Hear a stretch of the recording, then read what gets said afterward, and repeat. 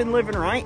Today's video, kind of a review slash what I should have done, what you should do, what I hate, what I like, would I buy again, and is this the right type of boat for you? A lot of crap to go over in a very short period of time. If you do enjoy these kind of videos, please consider subscribing, turn on the notification bell, and hitting that thumbs up if you enjoyed the video. I'm gonna redo all my stuff pretty much because now I'm more comfortable talking to y'all on the camera instead of being, I feel like I moved past that and now I can talk face to face with y'all more comfortably. I'm gonna shut up and we're gonna go ahead and get into boat review that we got going on here. As you know, I have a Tracker 195. This is a 2019 model. It has been a great boat. This is my second season in the boat, crushing some monsters. If you're interested in big fish, I'll leave a playlist down in the description. Y'all go check it out. I've got some 4.5, 5 pounders, and some of y'all from Texas and Florida may laugh at that, but here in Wisconsin, 5 pounder, that's a very rare fish. First and foremost, we're gonna start at the very back of the boat. You're gonna stop looking at me. You're gonna look at the thing you want to spend money on. Here it is. The heartbeat of the boat. This is the Mercury Pro XS 150, and it's kind of just like sitting in the crap right now. But that motor, phenomenal. Mine, acting up a little bit. I need to get it in, get it serviced. Kind of got a little bit of spit to it. Was more concerning. I got a little bit of oil slick when I put my motor in the water, and I'm kind of concerned about it. Some Mercuries have a problem with the gasket, so I'm gonna go have it checked out by the dealer. Right here is a box that's underneath my cooler. I got 3 batteries in there and a giant 32-gallon fuel cell. And you know, you got a pedestal there, which I have my GoPro hooked to. On this driver's side, this is a coangular box. As you can tell, I got 1, 2, 3, 4, 5, 6. Yeah, 6 3700 Plano boxes. Those are the waterproof ones in this side. And 3 on this side, which a bunch of random crappie and fly fishing stuff. I'm gonna do a video on organization of my boat because this year I've been working from the front of the boat a lot more. Oh, God, I don't know what's wrong with me. Working from the front of the boat a lot more, and I want everything up here. Let's go ahead and get to the center of the boat where you would be sitting if you're buying it. Right there, seats. This is 2019, which gray, dark gray, light gray, and black with white stitching. The newer seats are like dark gray with black and red trim, which I think they look pretty cool. I might buy some and put in this boat. And then you got the center kind of step. It doesn't have that fold down. It's just got a little butt pad there. I don't have 3 people on the boat at all, so, and the second seat. But under here, got my 2-bank charger, which should be a 3-bank charger. Always keep that in mind, 3 banks or 4. How many ever batteries you have, get the bank charger to match that. But as you can tell, I'm a suicide duck. It's just kind of like my junk drawer of the boat. I shouldn't be throwing a bunch of random stuff down in there, but we will get that figured out soon enough. Next, we'll get to the console. As you can tell, steering wheel tilts up. It's got a little lever down here. We'll push that or pull it up. Let's see. Trying to do this one hand. Oh, there we go. You push in and push down. There we go. Now it's level. Standard console, RPM gauge, trim gauge, whatever that gauge is. I forgot. Brain farted it. Voltage and speed and fuel. Your basic thing. Right here you can put your cell phone. Works out pretty well. I keep mine on me to do stuff like this. But you got a bilge right there. You got your navigation lights, ignition keys, cigarette plug-in right here, 12 volt to plug in stuff. I plug in a power inverter into it so I can have power to my GoPros. As you can tell, I got a cable that runs down. These are the live well. This is continuous. This is the recirculation, and that is the live well lights. And right here we got a horn. your pretty standard center or the side console. The only downside is it's all plastic. It's like a Schedule 80 plastic. It's pretty thick. I don't even know if you want to call it Schedule 80, but it is thick. It seems pretty durable. Time will tell, and God, I will find out.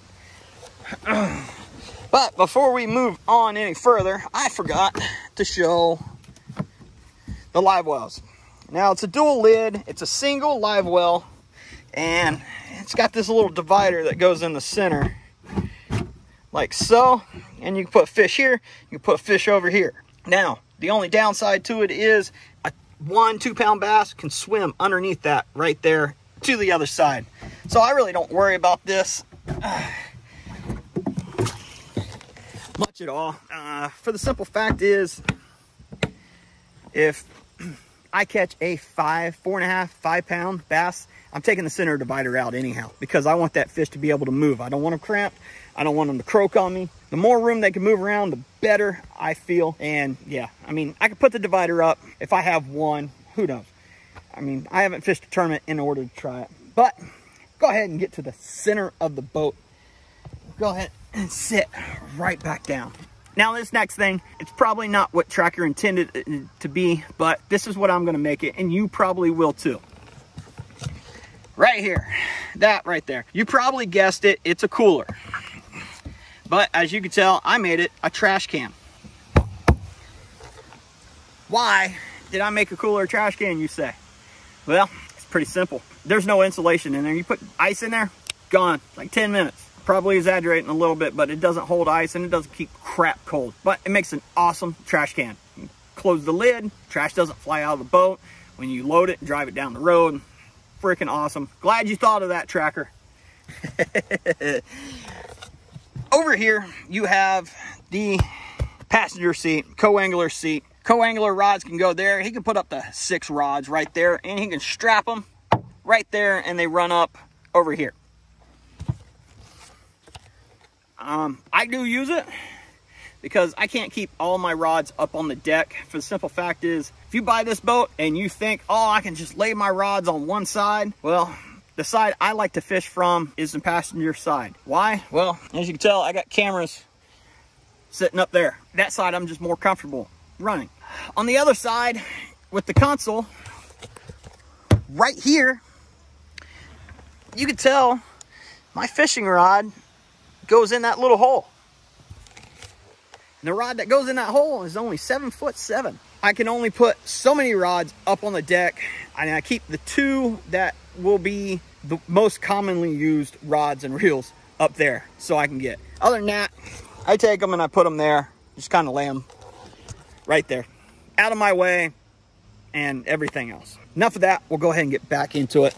As you tell, this is storage, rod locker.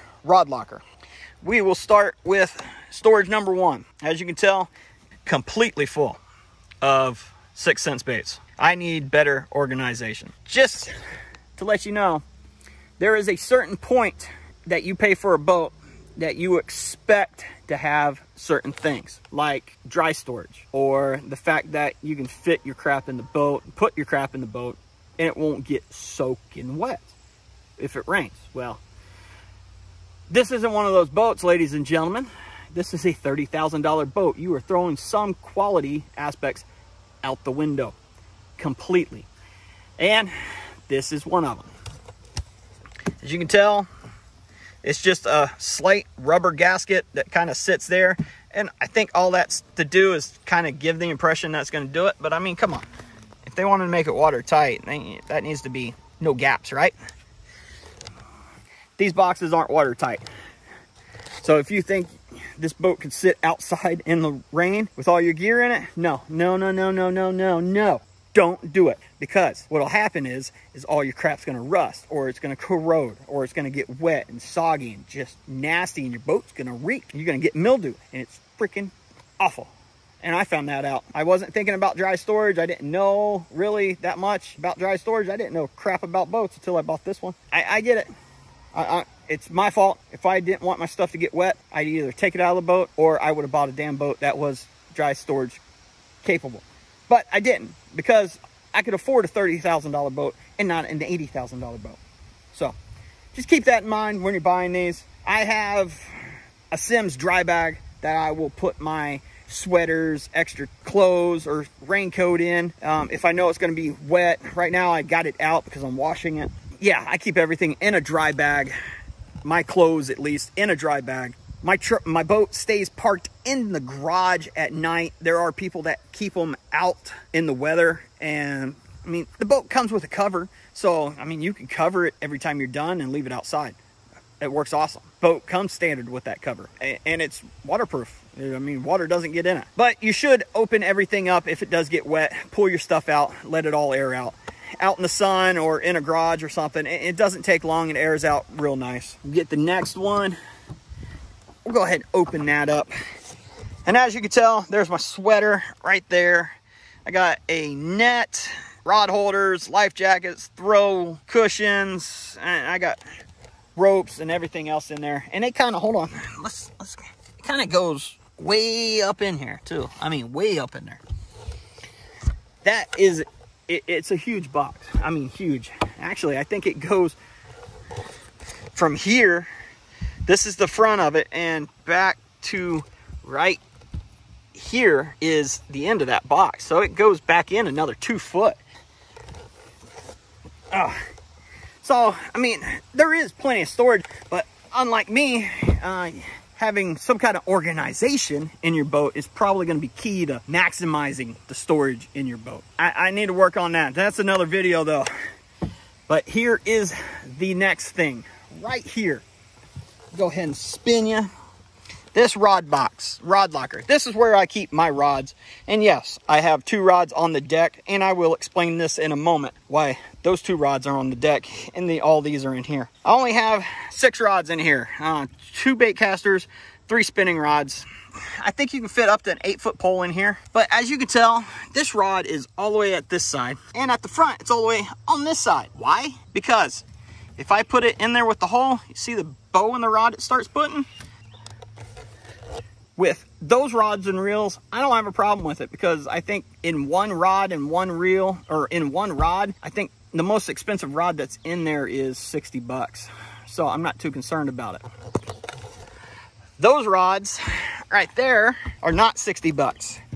These are, let's get this spun around, 6 cents ESP rods.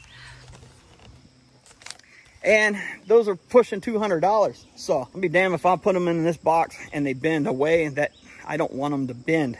But as a little insight for you, I'm gonna show you, because I'm fixing to do it. Those tubes right there, they come out. There's screws in there. I don't know how well you can see, but that thing comes out. And I'm gonna convert everything over to rod socks and just drop everything in there without tubes, so it won't mess it up. Now I have the same box over on this side. Looks identical, but I got some fly rods in there that are broke down, some odd and end gear and stuff like that. That is it for the storage compartment. So now here we are at the main business end of the boat, the front of the boat, where you'll spend 90% of your time when you're in this boat.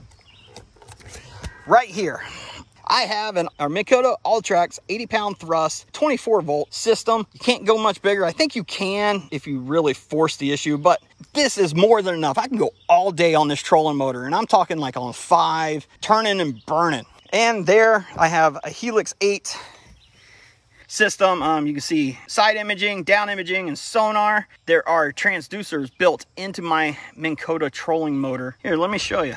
I'll go ahead and pull this on up so y'all can get a look. Show it off a little bit, I guess. So you can tell the Hummingbird sticker, and here it is. Side imaging transducer here, mega down imaging transducer here, and another side imaging one over here for the left and right. It is, I gotta say, an awesome attachment to the boat. I love it.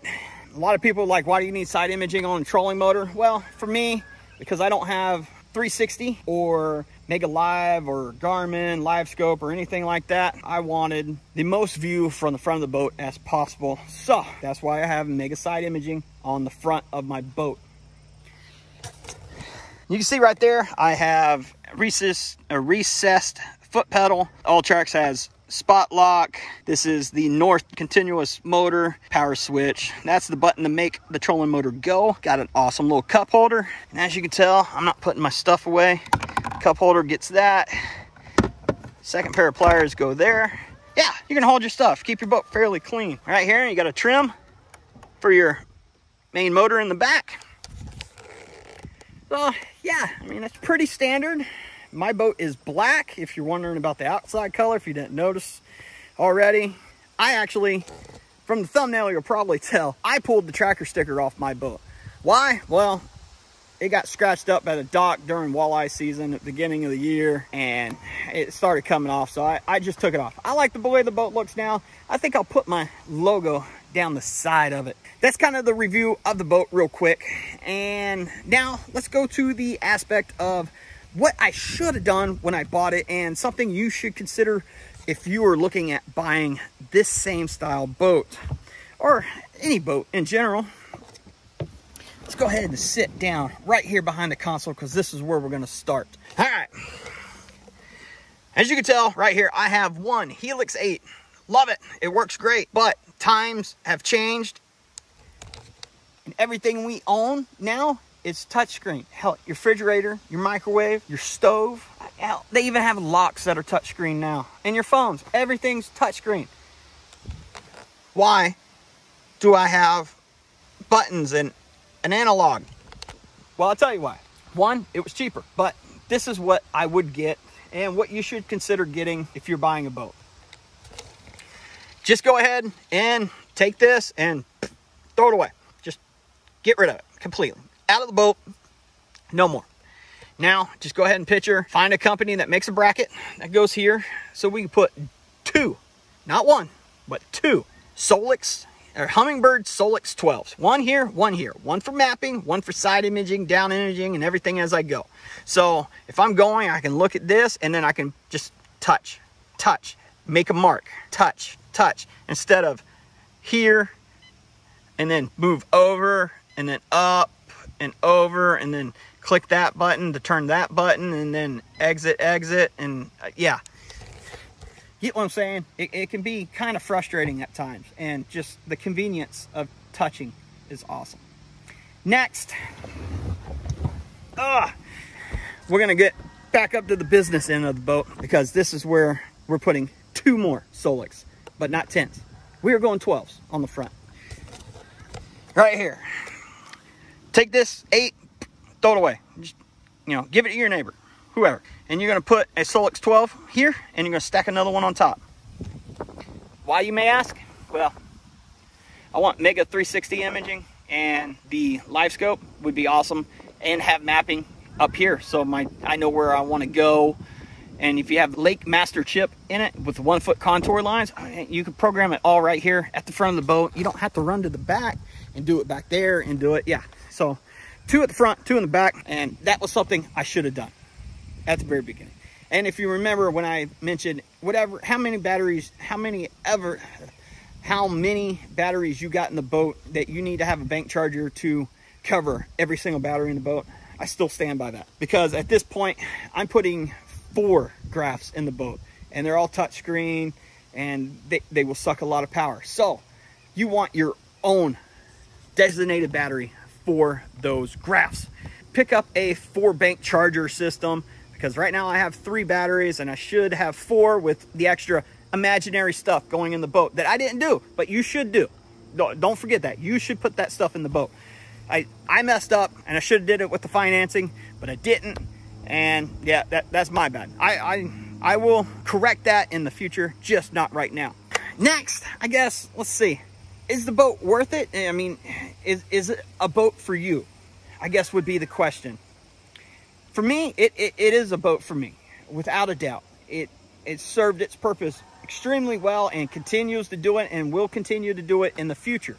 There are the aspects of, it is only a $30,000 boat. It is considerably cheaper than an $80,000, $90,000 boat. $30,000, you're like, oh, that's not freaking cheap. You're right, it freaking isn't. But if I want a boat to go out and bass fish with, do tournaments with and be more competitive and have some of the features, but not the quality.